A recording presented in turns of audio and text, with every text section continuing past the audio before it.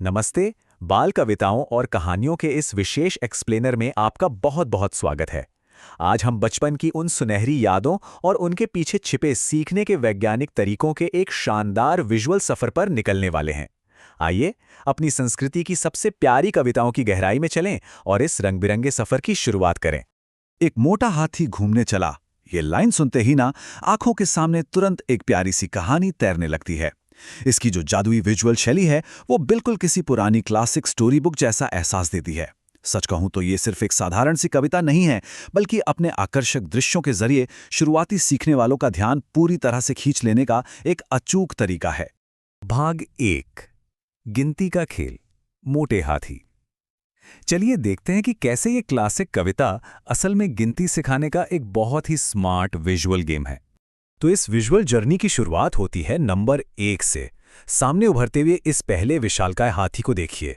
ये दृश्य ना आकार और स्केल को बहुत ही खूबसूरती से हमारे दिमाग में बैठाता है। इतने बड़े हाथी को देखना संख्याओं को समझने की दिशा में पहला और सबसे ठोस कदम है। और फिर यहीं से कहानी में शुरू होती है थोड़ी सी परेशानी और ढेर सारी कॉमेडी। होता क्या है कि हमारा ये पहला हाथी अपनी सैर के दौरान बारिश के मौसम में फंस जाता है और बादलों को देखकर घबरा जाता है। ये सिचुएशन एकदम से दिमाग में एक सवाल पैदा करती है कि भाई अभी हाथी करेगा तो क्या करेगा। जब ये हाथी घबराता है तो वो क्या करता है? सामने मौजूद शब्दों की इस कमाल की लय पर गौर कीजिए। इधरा इधरा इधरा, ये सिर्फ एक राइम नहीं है, बल्कि अपने दूसरे साथी को बुलाने का एक सीधा सा इशारा है। और बस यहीं से हमारी गिनती आगे बढ़ती है। और उस पुकार का नतीजा क्या निकलता है? प्रमुखता से उभरता हुआ ये नंबर 2। अब हमारा कारवां बढ़ रहा है। ये एक बहुत ही स्पष्ट विजुअल संकेत है कि समूह का आकार अब बड़ा हो गया है। एक में एक जुड़कर 2 बन गए हैं।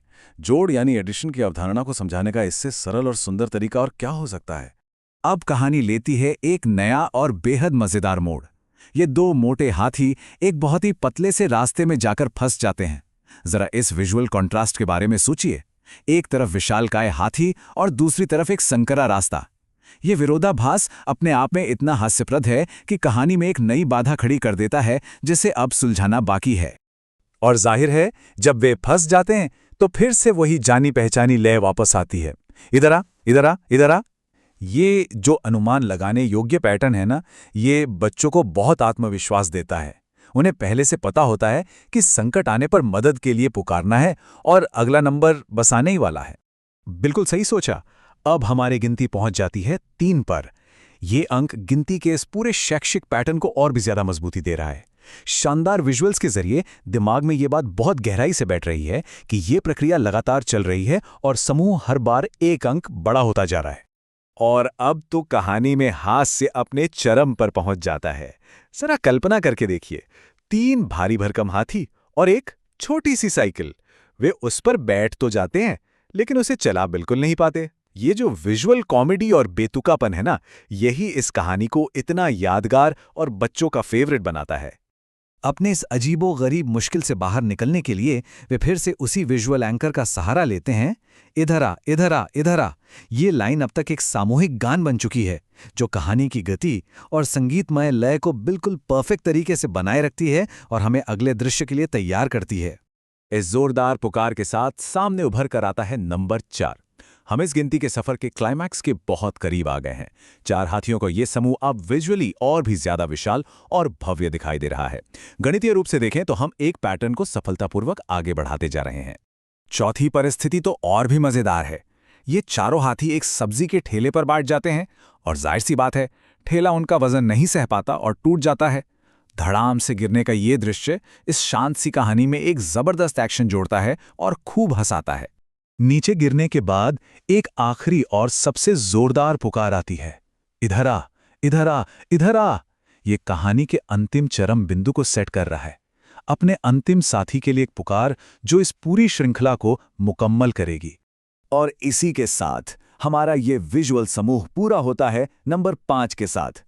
1 से शुरू होकर 5 तक का ये सफर अब विजुअली पूरा हो गया है।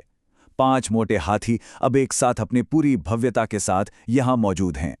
इस पहले भाग का अंत बहुत ही शानदार और पॉजिटिव है। वे सभी एक बंदर के जाल में फंस जाते हैं। लेकिन बंदर उन्हें देखकर हंसता है और जाल हटा देता है। इसके बाद का दृश्य सच में बहुत ही प्यारा है। पांचों हाथी मिलकर झूमने और नाचने लगते हैं। ये एक बहुत ही आनंदित करने वाला विजुअल है जो गिनती के इस पूरे खेल को एक बेहद सुखद और सफल अंत देता है। भाग 2, ऊपर पंखा नीचे नींद, लोरी और कहानियां। चलिए आगे बढ़ते हैं। इन दोनों पद्यांशों की तुलना करना बहुत ही दिलचस्प है। बाईं ओर देखिए, अजय पंखे के नीचे सो रहा है और उसे भूख लगती है। अब दाईं ओर देखिए, मुन्नी सो रही है और जब उसे भूख लगती है तो विजय मूंगफली लाता है। ये विजुअल लेआउट साफ दिखाता है कि कैसे कविता का मूल ढांचा तो वही रहता है, लेकिन किरदार बदल जाते हैं। बच्चों की याददाश्त बढ़ाने और उन्हें नए शब्दों से परिचित कराने का ये एक बेहतरीन और आजमाया हुआ तरीका है। लेकिन असली मजा तो इस टाइमलाइन में है। कहानी एक बहुत ही तार्किक यानी लॉजिकल क्रम में आगे बढ़ती है। मूंगफली में दाना नहीं है तो मामा नाराज हो जाते हैं, फिर मामा कोटा जाते हैं, वहां से वो क्या लाते हैं, एक तोता, और अंत में वो तोता एक मधुर गाना गाता है। ये विजुअल टाइमलाइन एक बेतुकी लेकिन बहुत ही प्यारी सी कहानी को एकदम तर्कपूर्ण ढंग से एक साथ जोड़ देती है। भाग 3, खेल और पढ़ाई का संगम, डिजिटल युग। आइए देखते हैं कि ये सब आज के समय में कैसे जुड़ता है। एप्पल्स एंड बनानाज ऐप की इन खासियतों को देखिए। आज के इस विजुअल और डिजिटल युग में आधुनिक शिक्षा अब केवल सुनने तक सीमित नहीं रह गई है। अब बच्चे खुद कहानियां और गाने बना सकते हैं, पजल्स खेल सकते हैं, अंग्रेजी और गणित सीख सकते हैं, और ये सब कुछ एक ही जगह पर बहुत ही व्यवस्थित तरीके से मौजूद है। ये क्रमिक विकास बहुत ही स्पष्ट है। पहला कदम पारंपरिक कविताओं के साथ जुड़ना, दूसरा कदम इंटरैक्टिव फीचर्स को एक्सप्लोर करना जहां बच्चे सक्रिय रूप से सीखते हैं, और तीसरा कदम इसे अपनी शिक्षा का हिस्सा बनाना। ये बस निष्क्रिय होकर सुनने से एक एक्टिव डिजिटल लर्निंग की ओर लगाई गई एक बड़ी छलांग है। और इसी के साथ हम आज के इस शानदार एक्सप्लेनर के अंत में आ गए हैं।